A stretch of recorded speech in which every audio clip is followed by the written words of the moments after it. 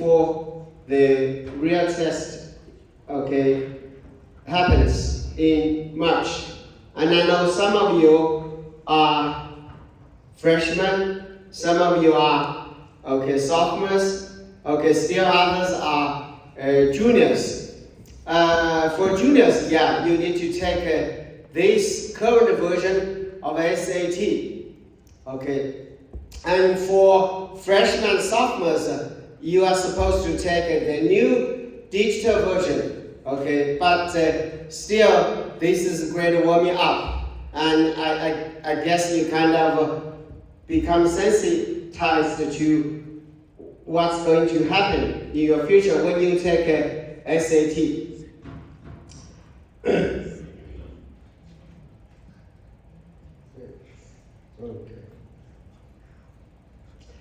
So this is the donation QR code. And that's this.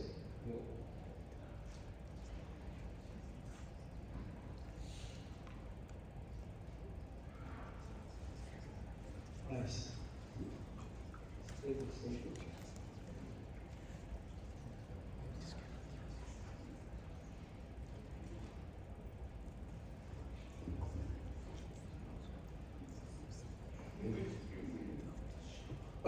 Let me continue. I guess there's some problem with this.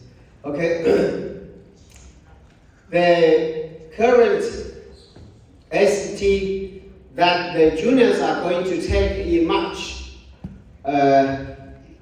consists of reading and writing language. The both sections. Reading. Writing and language.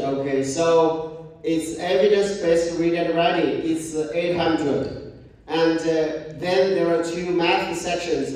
Again, it's 800. So what is considered a high score? I know internet on average has an SAT score. Can you guys guess what's the average SAT score of this grade school? SAT, the average SAT score published online, something close to 1400. 1400. So then you can imagine where you stand. And often for this kind of test, they will judge you your performance using the percentile.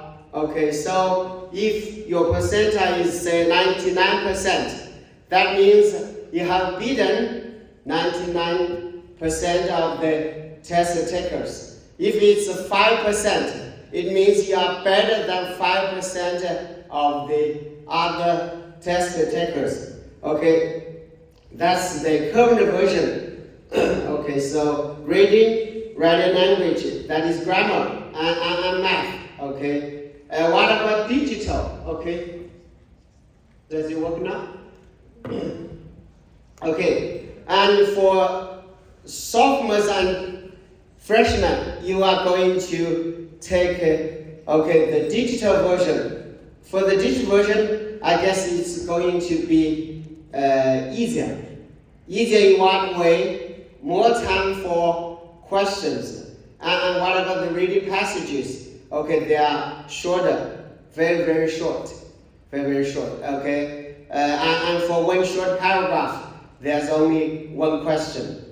And then less questions. Fewer questions. Now for the reading part, 52 questions. But in the future, for reading and writing altogether, how many questions? 54. But again, it's 800. For math, I guess, it also becomes easier. Fewer questions. And for all the questions, you can use a calculator. So you see, so things are changing for the better. But some students still wonder, whether they should take SAT. I guess for some schools it's a necessity. I know some schools say okay, they go test grind, or they go test optional, or they go test required. MIT goes test required, okay? And Georgetown maybe does this too. What about our, okay, dream, target, or rich school? What about UW? And UW Seattle is some people's safe school, some people's rich school, other people's target school. Does UW require SAT? Officially it says no. But its website says, if you submit a great SAT score, we would take it into account. What does that mean? Say, yeah, if you want to go to specialize in some of the competitive majors of UW, in fact, you need to what? If you have a high SAT score, it will be to your advantage. And what's the number? What's the magic number? Can you guess? Something close to our average. So what's the number? 400. Yeah, 1400. Yeah, that's what UW says somewhere online. And when I talked with the admissions officer, they said, okay, if you had a score above 1400, just give it, submit it, okay? It will be to your advantage. Officially it says, okay, yeah, you don't need to submit your SAT score. Okay, fortunately now it works, okay? Yeah, so, okay, this is about me. Yeah, okay. And for freshmen and sophomores, okay, don't be concerned, okay? My book on the new version of SAT will come out very soon. It will be either cheap or for free. Maybe I guess you guys, I'll give you a link in the future, okay? And you can download it, okay, download it.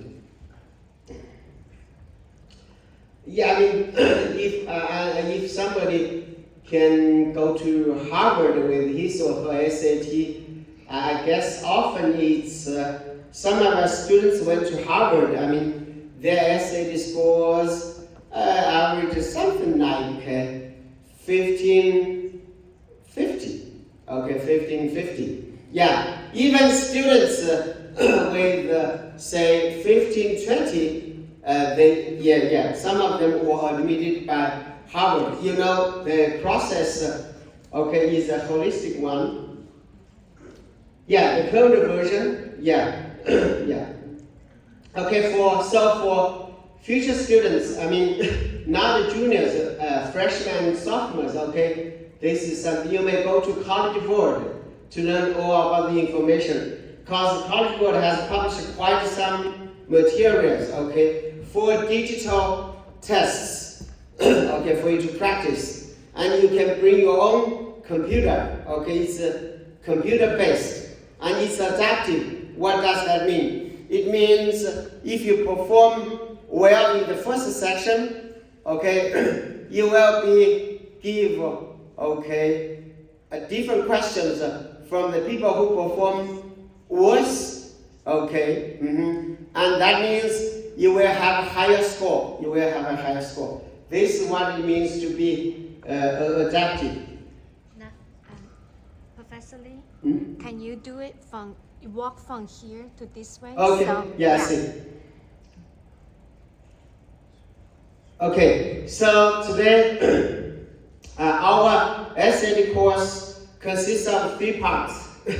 First, reading, okay, then math, okay, then the grammar part, okay. And I guess if you pay attention, you will really learn something. I can guarantee. Okay, so for this reading session, I'm going to talk about general strategies. So something general before general strategies. For juniors, what should you do? Okay, I guess before the test in March, you guys should what? Should number one, take mock tests. Mock tests. Where are the mock tests? I know you have access to the official guide questions. You have access to Khan Academy questions, and some of you have access to Q&A questions. Okay, you may use those questions, and it's better to do the more recent questions. Okay, do the more recent questions. At least do how many mock tests? I guess at least maybe 4 times. Okay, if too few, you would feel, if this is the first time to take a SAT in March, and you never do a mock test, you will feel intimidated. Okay? Yeah, okay, so mock tests, you need to be familiar with the procedure. Even if you take it for the second time. I know some students took it last year, okay? Timing, yeah, for the reading part, 65 minutes, okay, 5 passages. That means 13 minutes for each passage. Yeah, that's lots of time, or lots of more time than that for ACT. If you are a speed reader, you can try ACT. Okay, again, the Harvard 9 for ACT is something like 34 or above. Okay, of course, even if you have an ACT score of 34, that does not mean your admission is guaranteed. Because again, it's holistic. That's what Harvard says. Okay, so you need to get accustomed to the procedure. Okay, which passage to tackle first? Timing. How much time should you spend on the social studies passage? Okay, and weakness. Okay, what type of question you have often get wrong? Okay, yeah, I'm ready to take your questions at the end or some other time. You can just show me your performance. I can just kind of diagnose where you are weak, where you're weak, whether you are, white or non-white students, because, that's what I was taught at Harvard, part of the course, Yeah, my major is dyslexia, including this kind of, testing. So do mock tests, at least 4 times. Or 8 times, then the next one, focus intensely on your weakness. Whether you do not do well, in some question types, whether you are still weak in vocabulary. Some students would say, no, I have very strong vocabulary. But you know how tricky it is?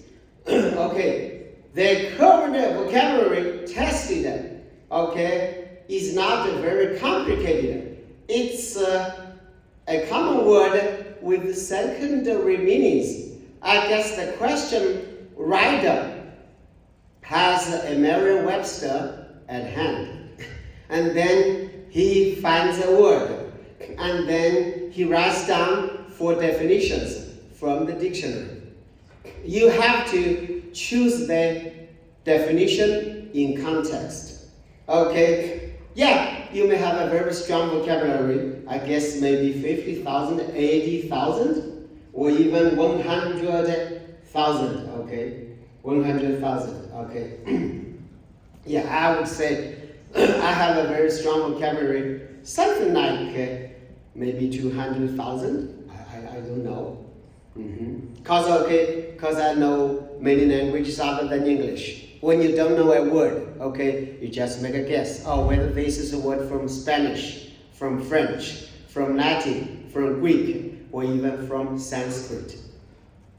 From Sanskrit. So vocabulary, you need to have that kind of okay, mindset, okay, vocabulary, okay. Pay attention to words with the secondary meanings. Yeah, so the word should make sense in context. Okay. And what about speed? Maybe to many students in this grade school, speed is not a problem. Yeah, of course, speed is not a problem. But some people I know are still pressed for time. Because what?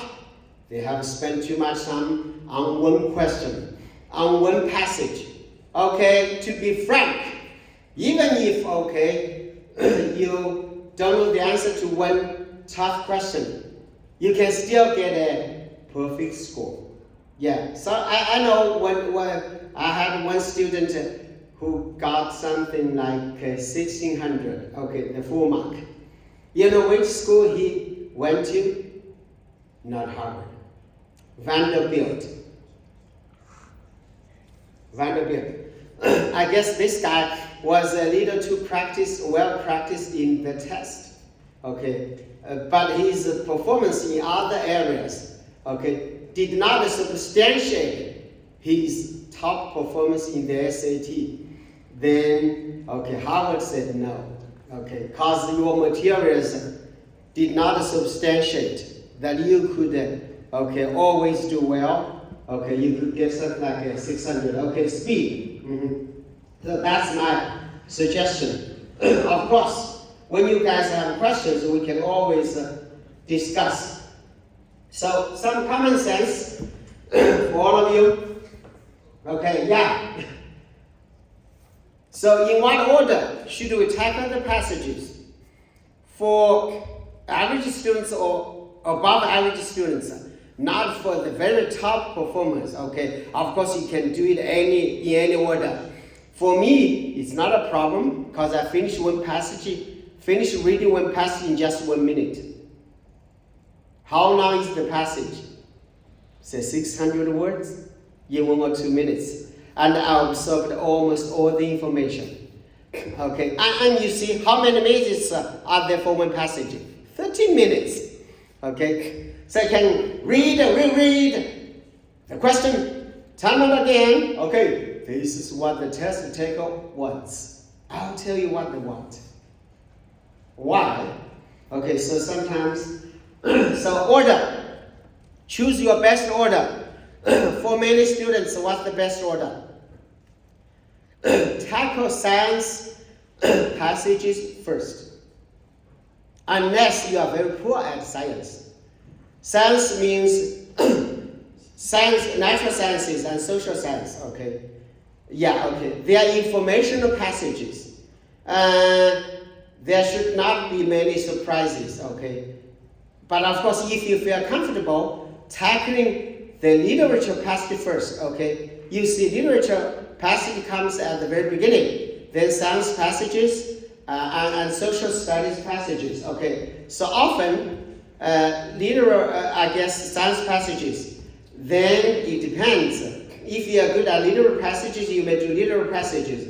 If you are good at social studies passages, you do social study passages. So, yeah, this is the recommended order. Or if you are good at literature, okay, you can tackle the literature passage first. Yeah.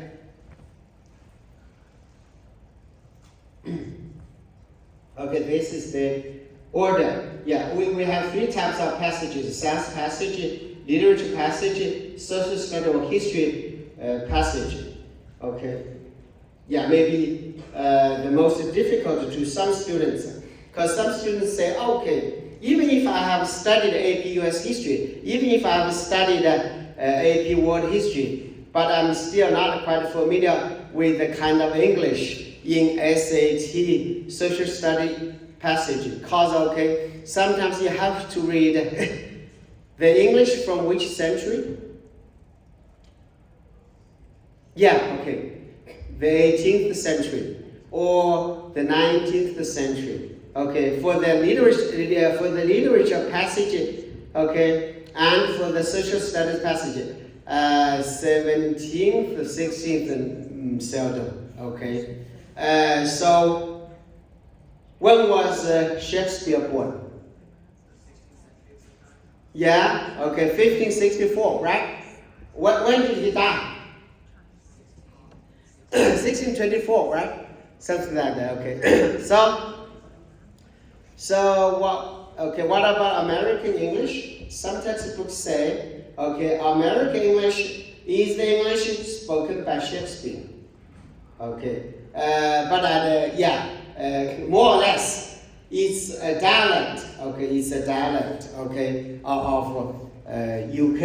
Okay, at that time. So yeah, pay attention to the order. You don't have to read passage by passage. Okay, you can tackle the passage you feel most comfortable with. Then what about for one passage? Okay, you should make. Okay, you need your speed.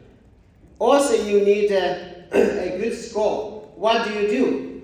These are the steps that have been proved very effective. Number one, read the blurb. Can anybody define blurb for me? What's a blurb? Blurb. Okay. First, read the blurb. Blurb is something before the passage. Okay, a short passage, 1 or 2 sentences, or a few sentences before the passage. That's really the spoiler. If it were me, the whole passage would be half finished before I even began to read it. Because the blurb tells you almost everything. It tells you the main idea. It tells you the organization. So hi guys. So don't be concerned that you cannot find the main idea. It's in the blurb. Okay, it's in the blurb. How great is that? Let's see. You know how great that is? Okay. Let me show you. And that you may bring any passage that you would like me to show you. Okay? For this one, let's see. Oh, I don't think you can see which part. Mm-hmm. Wow. So, I know. Maybe you can read it. Okay. It's hardly.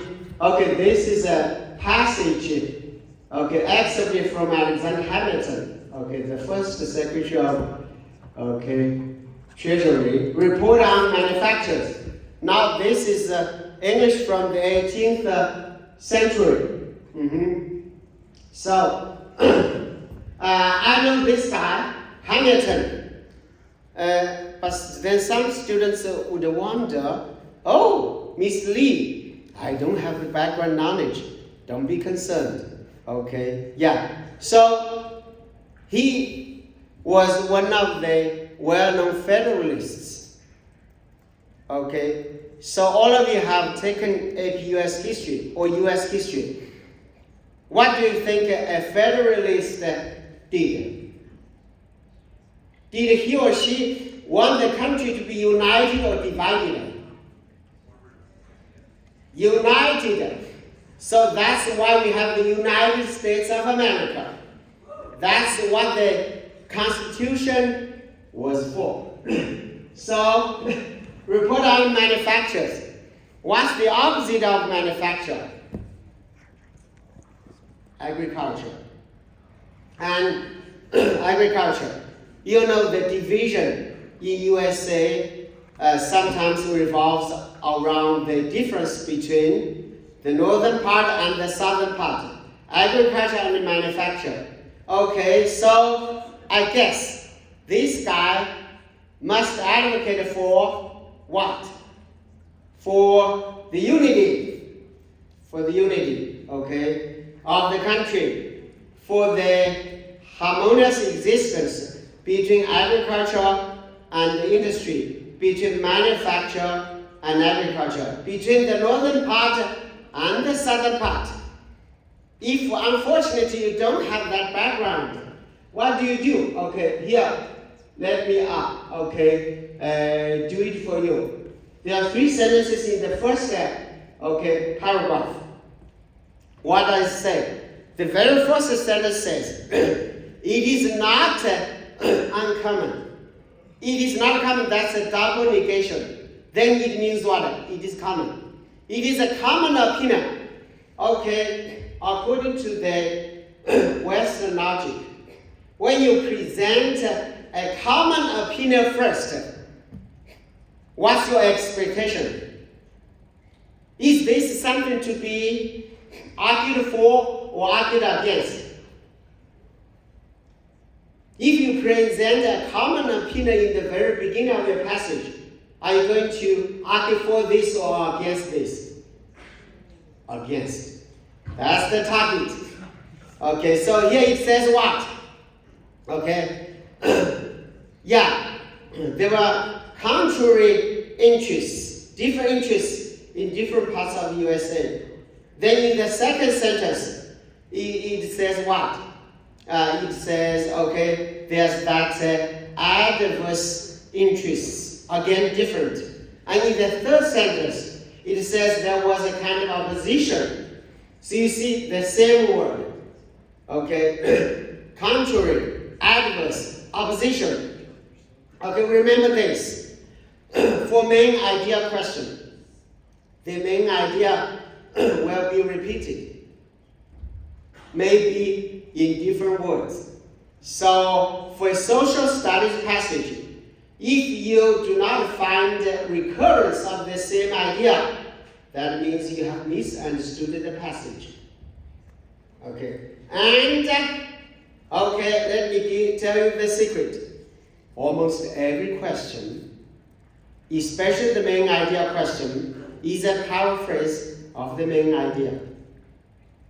Unless the question asks you about the idea of the opponent of the author. So here, then let's turn to the question. Turn to the question.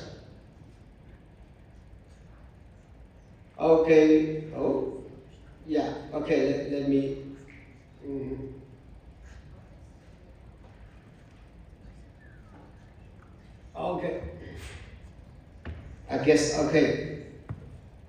Number 1, main purpose. That's the main idea. So, what do you do? Fortunately, we still see the first word, complementary. So, the common opinion is that, there was opposition between manufacture and agriculture. Then what should be the author's opinion? The opposite of the common opinion, that is, what's the opposite of opposition? That is harmony, complementary. So that's A. And this idea should repeat. What about number 5? Everybody, can you use the idea of the blurb to tell me the answer to number 5? Which option has the word complementary? A? D. That's right. Why should it be correct? If D were not correct, the question writer would be fired. Why? Because social studies passages often have a central claim. Of course, you may present a counter argument. Somebody else may disagree with you, but so the most important thing, when you read a social studies passage is to, identify, to find the central claim, which means the central issue and the author's position on the issue. Whether you should do something, whether something is good or bad. So in that case, you have a very good understanding of the main idea. What else? What else should we do? Number 6. Again, a country consists of the northern part and the southern part. At that time, in the 18th century, the country consisted, the industry of a country consisted mostly of what? Manufacture and agriculture. So, can you guys make a very close inference for me? Okay, if agriculture and manufacture, if they coexisted harmoniously, what would happen? Would this be beneficial for USA or detrimental to USA? Beneficial. Okay. Disappear. Okay. So, yeah.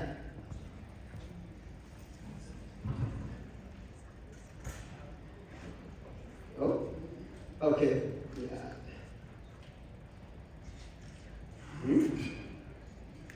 Okay, good. Okay, so number 6. Number 6. Wow, okay. So when there's a conflict, number 6, the last word in the question stem is conflict, right? Conflict. So everybody, if it's a conflict, it would be detrimental to the nation, right? So which one? Which one? C, exactly. Can we write our own questions? Yeah, we can write our own questions. Okay, then what about number 7? The same stuff. Number 7? Number 7 talks about agriculture or industry. Agriculture or industry. Number 7? Agriculture. So what's its relationship to industry? Complementary, right? Complementary. So which option says that it's mutually beneficial? Which one says? B. Yeah. Okay. You can make good. Okay, and everything. Okay, everything for all the questions. Okay, it's the same. It's the same. Okay. So, and then. Yeah, and for many, for many passages, you just you make full use of your what? Of your globe. And for science passages, for literary passages, what should you do? Do the same. For literary passages, what do you do? Literary passage, the blurb of a literature passage would often reveal the plot. It would tell you how many characters, the names of the characters, and their relationship. So, for the main idea question, what do? You reread this blurb, okay, to get some idea of the plot.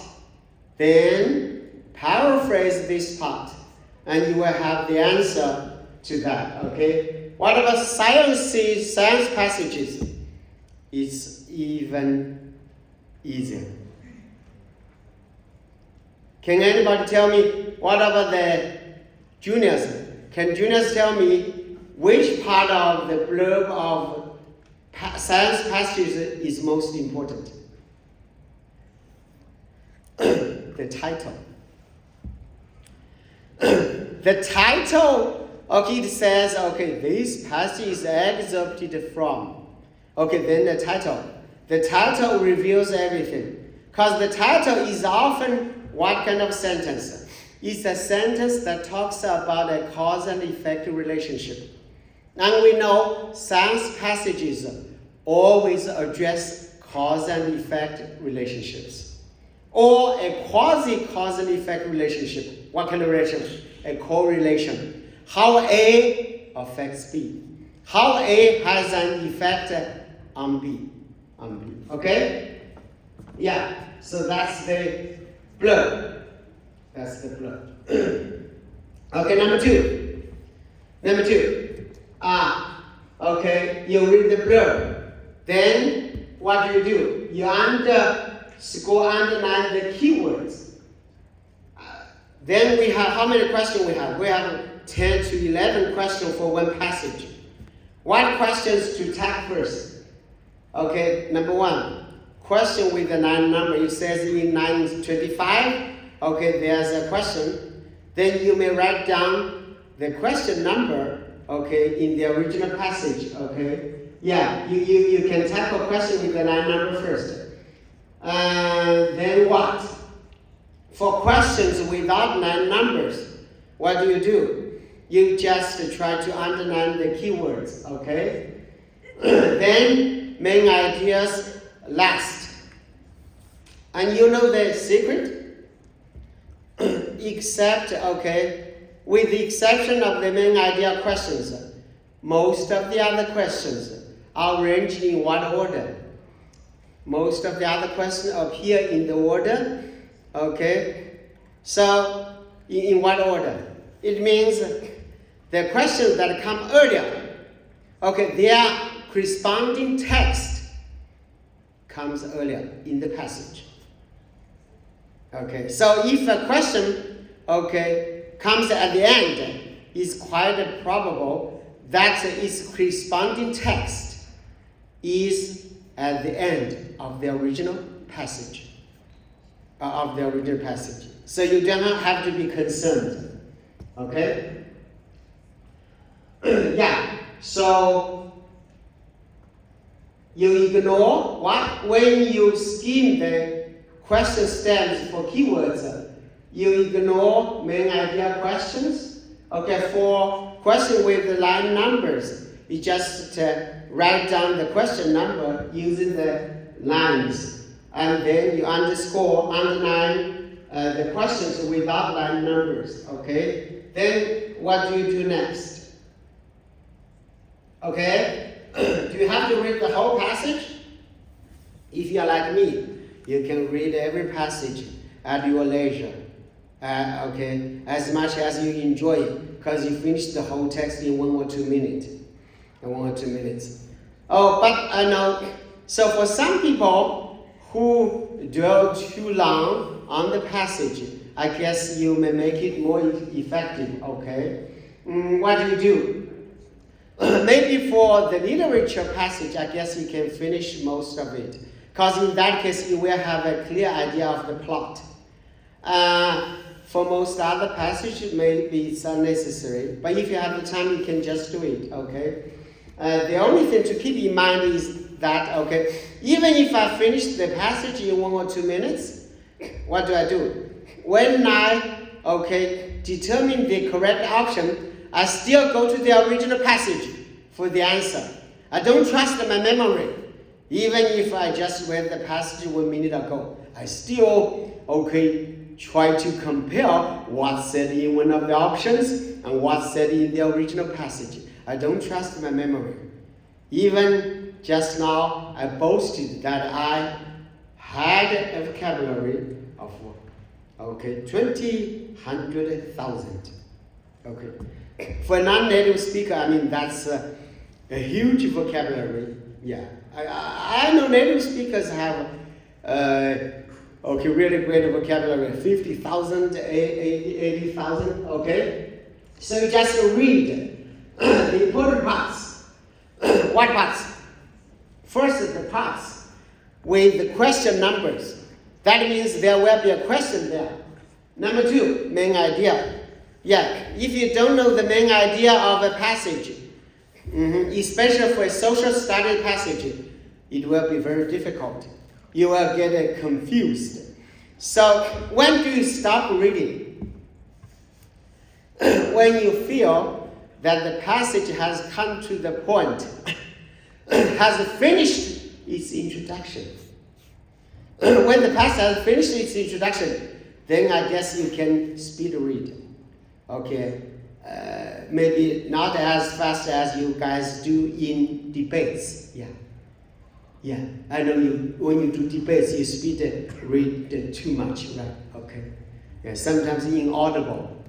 Okay, even to native speakers. Okay, maybe not that fast. Okay, so you see, so then main idea, it could be the first passage. For science passage, maybe it's just the first passage or the second passage.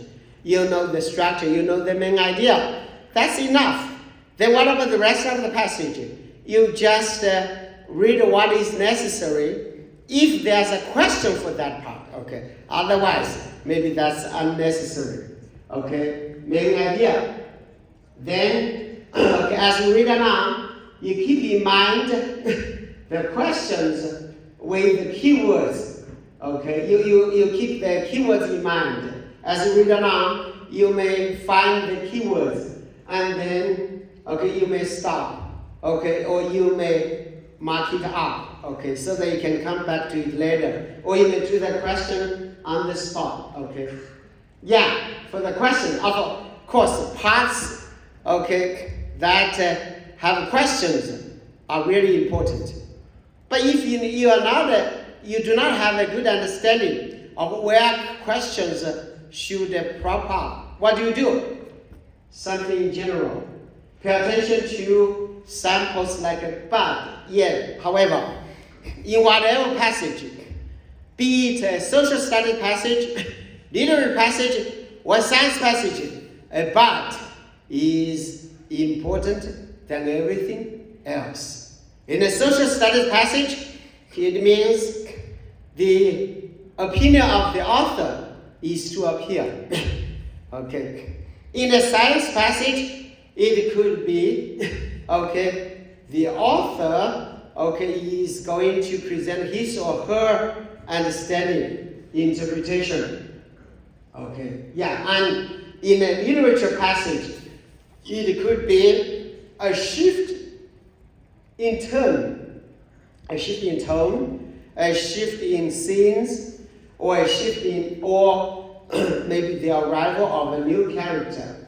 Okay, that's also genre-specific focus, okay? Genre-specific focus. That means for social studies passage, there is a specific focus, okay? And for other parts too.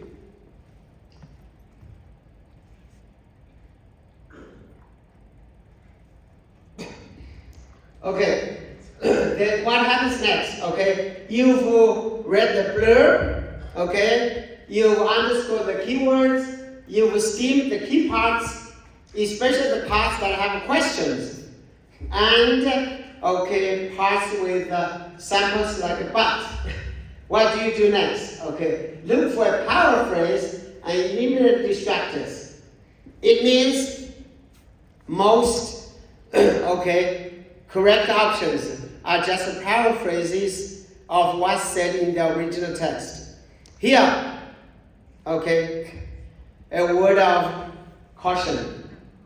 Okay, paraphrase before inference. Okay, I know some students, they are very good at inferring something, or they always want to infer. Okay, unfortunately, okay, when the SAT guys say the ETS people write questions, okay, they use what as the correct option? Always the paraphrase. Okay. If you cannot find the answer in many cases, it only means your understanding of paraphrase is not good enough. But then you have a very tricky question. Just come to me. Let me show you how the question writer has come up with that tricky paraphrase. Okay? No problem. Of course, you eliminate some of the options. Because I know in some cases, maybe only the question writer himself or herself understands what they are saying. Okay, so, but in that case, you can still eliminate, okay, the distractors. It can be absolute. Oh, when you go to the original text, there's nothing absolute. Okay, it says, one school, is the best school in Washington State. Then we need to check, whether the document says so, comparatively, say intellect is better than many schools, and we go to the original text, it says so, then it's true. If it does not say so, then it's not true. Opposite, Intellect is one of the best schools in Washington State. Okay, but then the option says, okay, Intellect is an average school. Wrong.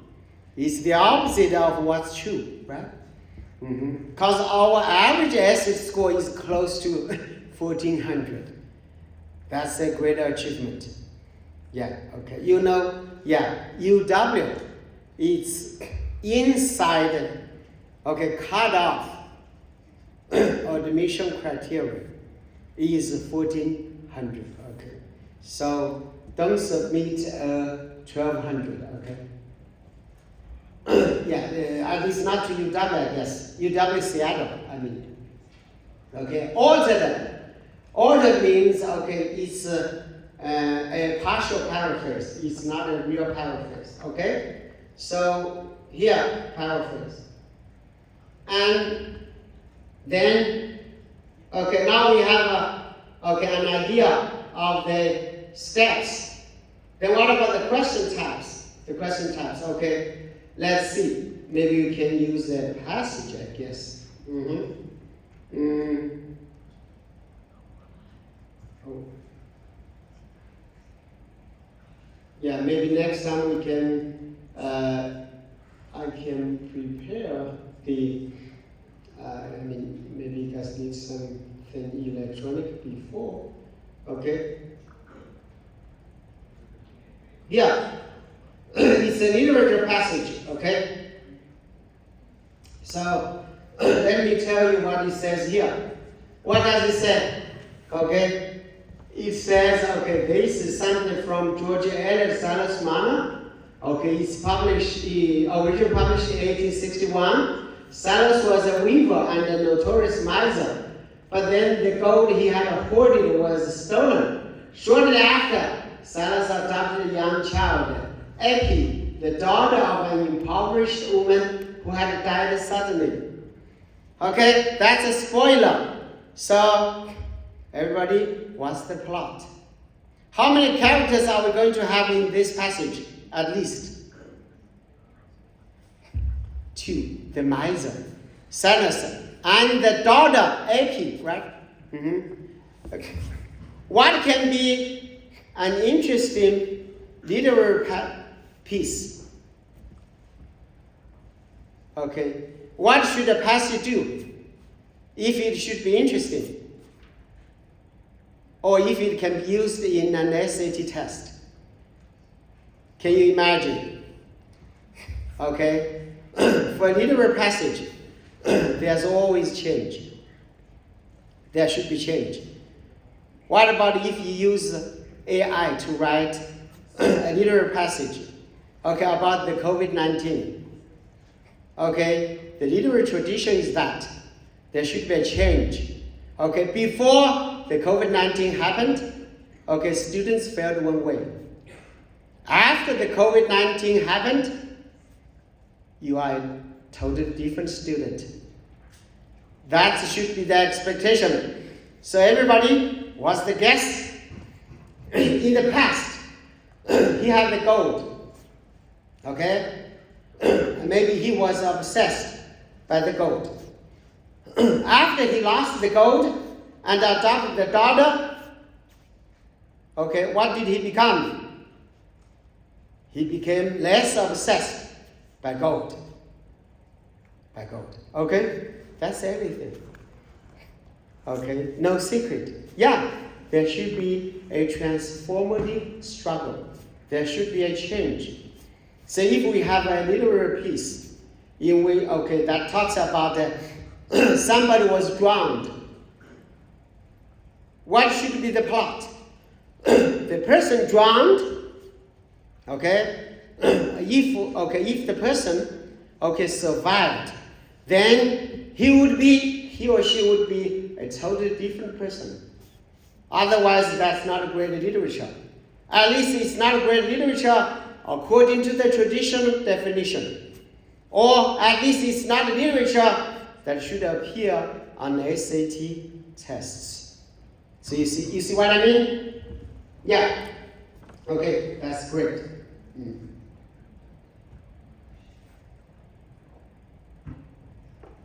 Okay, so then well, what do we do? Yeah, we have all the questions. Let's see. Okay, number one, it's about theme. Theme, that's the main idea. The main idea. When you have a parent and a child, what's one of the themes? What when the story has a parent and a child, what can be one of the questions, one of the themes? Do you think the parents are very bad? Possible. But to be politically correct, what should the test writer do? To be politically correct, yeah. Okay, the student gave a good possibility. Often, parents were what? Parents were caring. Parents were nurturing. Parents were restorative. Okay, can you see one of the words in the options? Which option? Which option? Okay, let me make it clearer for you. Which one? Which one? E. Why? In ACT, the question writers would say nurturing. Okay, in other tests, they would say caring. But in SAT, it tries to beat ACT with more difficult words and more complex logic. So if you are good at speed reading, do ACT. Of course, at the same time, you need to be good at science, okay? Because ACT tests science, okay? you see what I mean? Then what about here? What about number 4? Everybody, what about number 4? This is, so number 1 is the main idea question. Number 4 is what? It's a detailed question. When you have many words in the question stem, guys, what do? Use the question itself. It tells you everything. But to make sure that you have it, go to the original text. Here, do you see the word trial of everything? Trial. What's a trial? If your application essay, you say you would like to try everything, what does that mean? Which word? Curious, right? Curious. Right. Okay. That's the secret. Yeah, just okay. So you will have many words in the question stem. That's what you do. So here, what about number 2? What about number 2? Okay, so we know the change. We know the contrast. Okay. So Silas was obsessed with gold before. Now he must be obsessed with the child, right?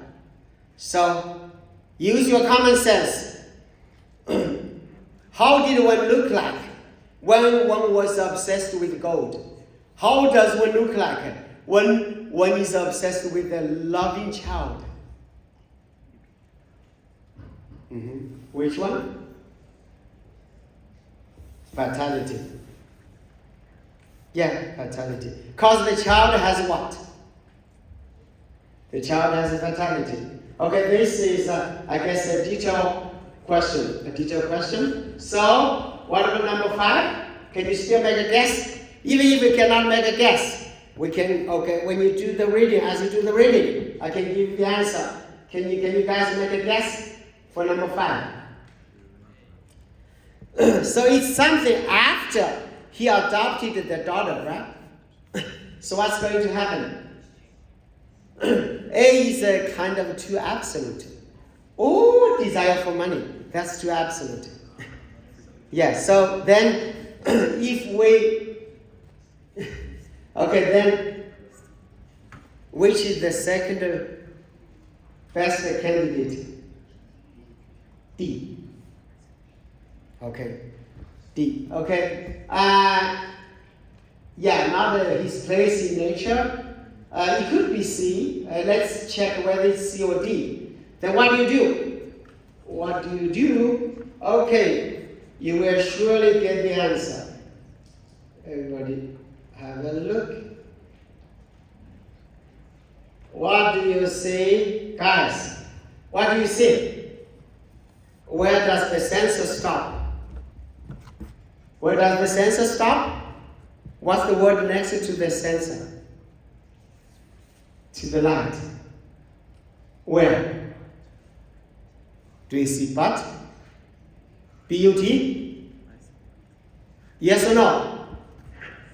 But LP was an object, blah blah. Okay, and then if you read on, you will see with the coming years, new, then what? If it's the coming years, if it's something new, then it's what? It's the future, right? It's the future. So, but, always remember that but.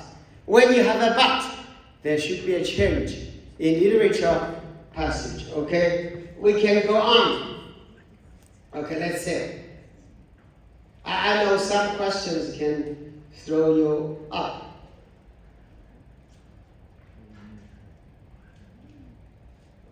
So, number 6, which one? Which one has the but? Number 2, right? Option B. Option B. Okay, so this kind of question we will talk about that. Okay, I'm just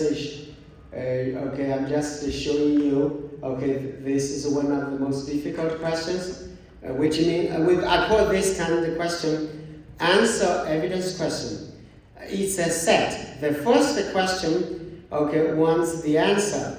The second question wants the evidence. So what do you do? Okay, that but. That but. Okay, the second paragraph, that's the main idea. Again, yeah, okay.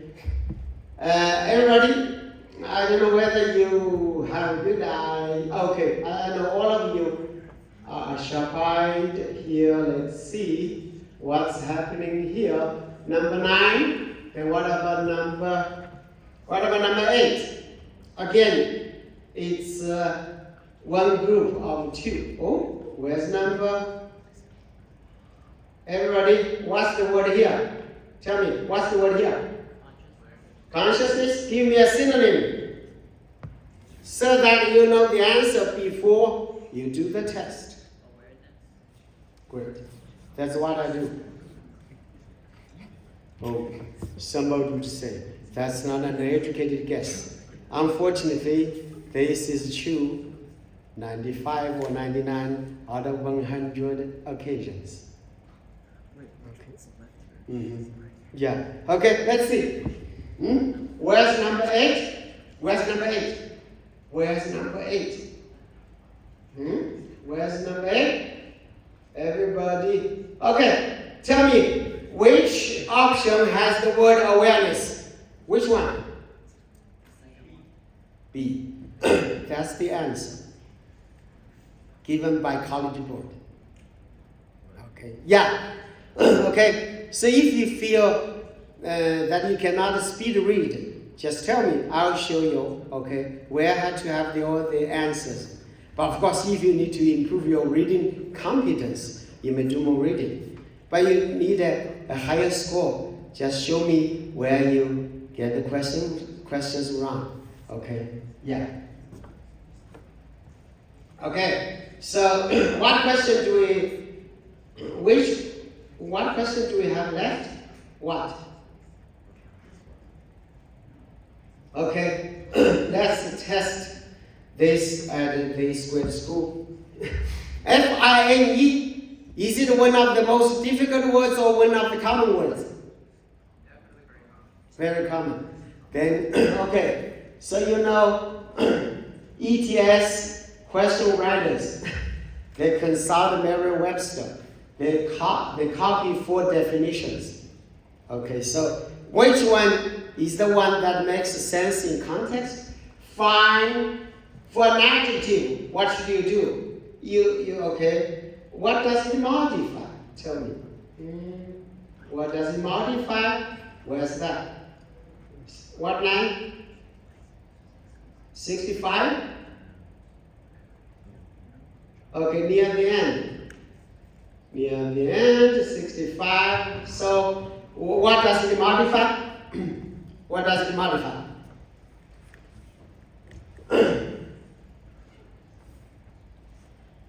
Capacity, right? 65, okay. So I should, okay. Yeah, let me show, okay, there's no number, okay, because of the, okay, yeah, here. Capacity, a fine capacity. What's a fine capacity? Not a good capacity. What can be, capacity can be great or small, okay? So if it's something great, then what kind of capacity? Which means almost the same as,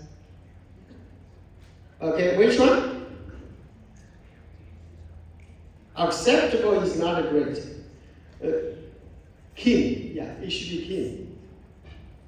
Keen, okay, fine, keen, fine. Okay, so now let's go over some of the questions. Some of them must be tough for you. Okay, main idea. There are 3 types of main idea questions. Okay, main idea, main purpose. The purpose of a passage is almost the same. Then the organization.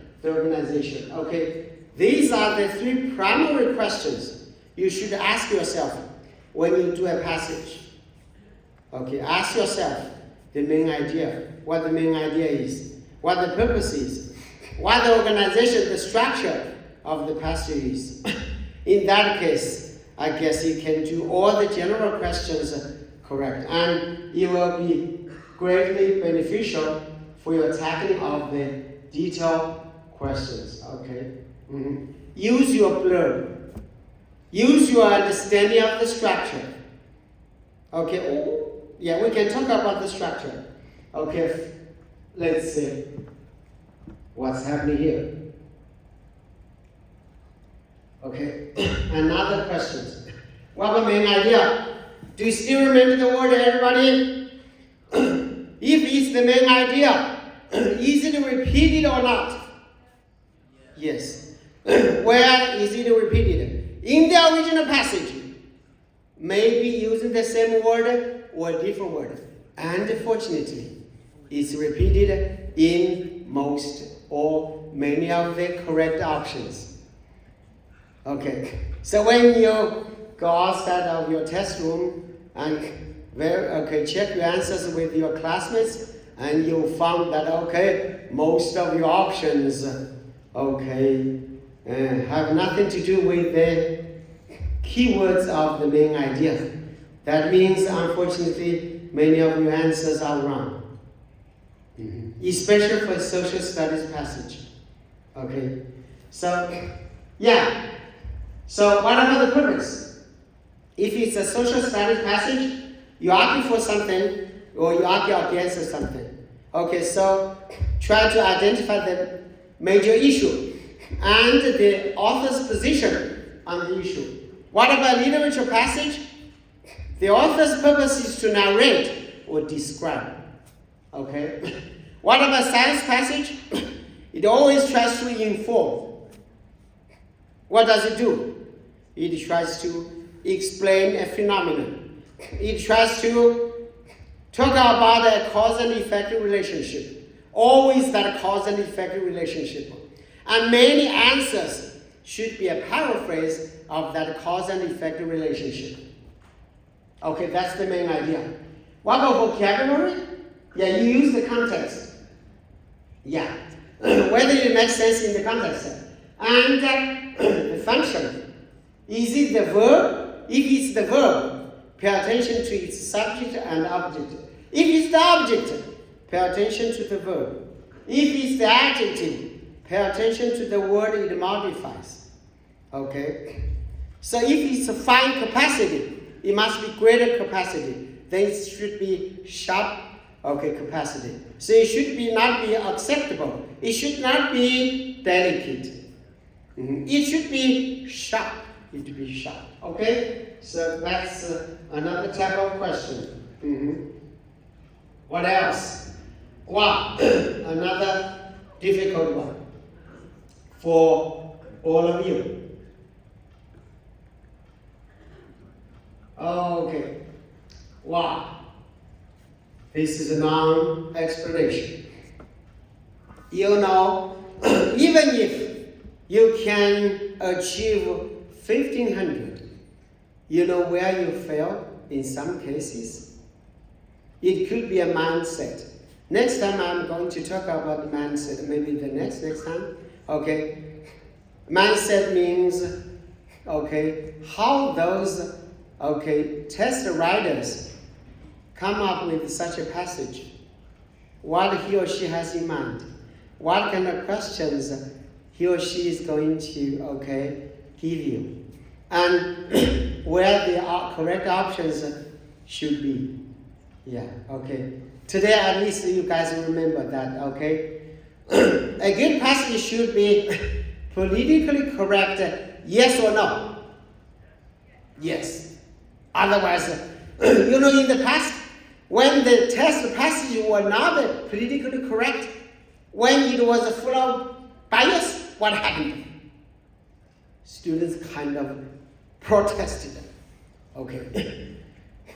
Why are not my ethnic groups represented in your text? Why are you always talking about the mainstream culture? Okay. Then we need a passage for the non-mainstream students, right? Okay. It could be the first passage, or it could be the social studies passage, okay? So, what's the number one difficult question type? I call it answer question. It's a set of two. You know what happens? Even if you can achieve 1500, or when you are approaching 1500, you either got both of them wrong, because it's a set.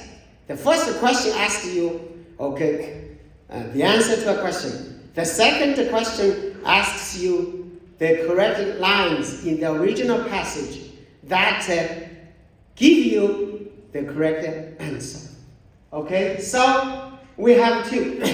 Yeah, we have a variation. That is one question, then the lines. Okay, okay. I'm talking about the two-part question. What do you do? Number one, determine the location of the corresponding text. When you have two, you either get two wrong, or sometimes you get the first wrong. In some cases, you get the second wrong. Why? First, use your knowledge of what? Of the order of the questions. As I said, if the previous question is in line 15, and the following question is in line 20, then probably your answer, the corresponding text of your answer, will be between 916 and 920. Okay, 95 out of 100, that's the case. Okay, then in that case, you know the location. And then, okay, then how do you, okay, you have 4 lines.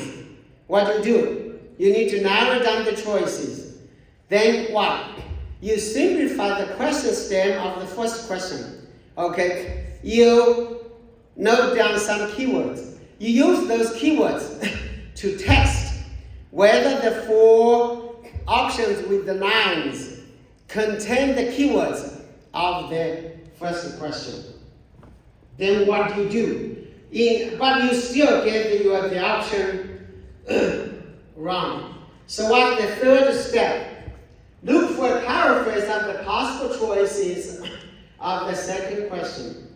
So first, determine the approximate location of your of the original text. Then use the keywords of the first question to eliminate some choices or options of the second question. Then what do? Look for a paraphrase, in the first question, okay, if you determine that, okay, choice D of the second question is the correct option, then you go to the original lines to determine whether it's a paraphrase of any option of the first question. Okay, in the end, how do you determine you are 100% correct? Verify. How do you verify? Okay, I've done 3 correspondences for you. Especially you are not pressed for time. You can do it 100% correct. Number 1, you should have the correspondence between the question stem of the first one and its answer. You make sure what? You make sure that the answer to your first question is an answer to the first question. Somebody would say, Mr. Lee, you are repeating yourself. You are making nonsense. But I know some students, their answer to the first question is not an answer to the first question. It's something in their mind. Okay, then what about correspondence number 2? Okay, you should make sure that the option of the second question, okay, is related or talks about, okay, the question stem of the first one. Then what about the third correspondence? You should make sure that the lines of the second question, okay, the original text is a paraphrase of the answer of the first question. So if you apply these 3 correspondence paths, then it's 100% correct. Okay? Neither will you get, okay, both of them wrong, okay, nor will you get one of them wrong. Okay, apply the correspondences, okay, you make sure they correspond. Otherwise, you would make uneducated guesses, okay. But again, the very basic, what happens? The paraphrase, okay. So I guess, okay, yeah, that's almost everything that I have today. Okay, so let's repeat some of the keywords. Everybody, is the blurb important? Too important for the test. Maybe less important, okay, when you do real reading. But unfortunately, the SAT test uses the blurb as the most important spoiler. Okay, the most important spoiler. Okay, yeah, that's okay. The blurb is important. Number 2, is the main idea often repeated? Yes. Number 3, is the correct option a paraphrase or, in most cases, an inference? Paraphrase. Okay, if you have the 3 great ideas, okay, you will have a great score. And next time I can, okay, maybe I can, do this much better. I'll, okay, show you different types of passages, how you tackle them one by one, okay, very effectively. And of course, I'll come to grammar 2. And our math teacher, okay, we'll talk about math, okay. And if you guys have questions, okay, you can ask me today, or in the future when you have questions, okay, you can bring your real questions, okay, a question that you got wrong in the real test, okay. Or you can talk about your general strategies, okay. Or if you are a new student, if you are a freshman, a sophomore, okay, how can best prepare for the future, okay, SAT, because I really need something like 1500 or even 1550, right, okay, a crazy score, right, a crazy score, okay. Thank you guys, okay, good luck. Oh, just wait, yeah.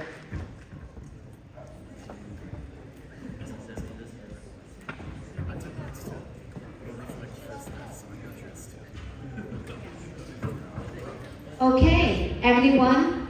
Well, I hope you guys learned something to utilize it, because some people can score it for the full mark. And that's why actually you're here to learn all the secret behind how do you logically thinking, and also actually how do you think and how do you process for the right answer. So this is the QR code. Wait, have you guys actually scanned the QR code? If you haven't, scan the QR code. So stand up so later you can watch it. So we have 3 more sessions. So we're going to see you guys next session. Bye. Thank you. Yeah.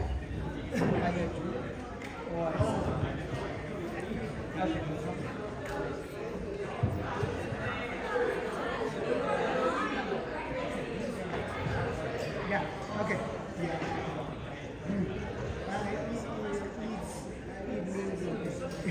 It's a setup too. It means just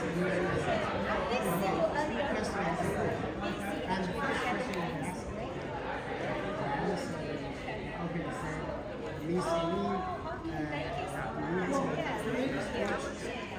at which place? And the answer is Italy. Okay?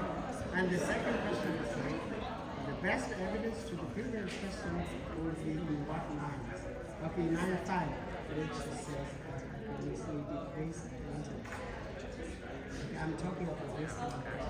So it means the 2 questions are closely related. Okay, the first question asking you to give the specific information about intellect. And then the second question asks you to give the minds, where the author talks about intellect.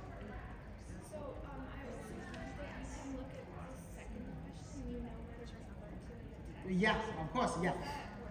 Yeah, of course. For example, yeah. Okay, the following line, the line of the following question is 20. Okay, then possibly your option would be something, before 920 in the original text. Yeah, and then, okay, so if it's if the lines of A and B are before 20, then you try A and B first. You go to the original passage, okay, go to the original lines, okay, to see whether they're talking about the question stem of the first question and whether they are paraphrases of the answers of the first question. Yeah, of course, you can Thank you so much. Start from Thank question you. 2, or you can start question 1. It depends. Or actually, you can do a kind of Are we back done? and forth.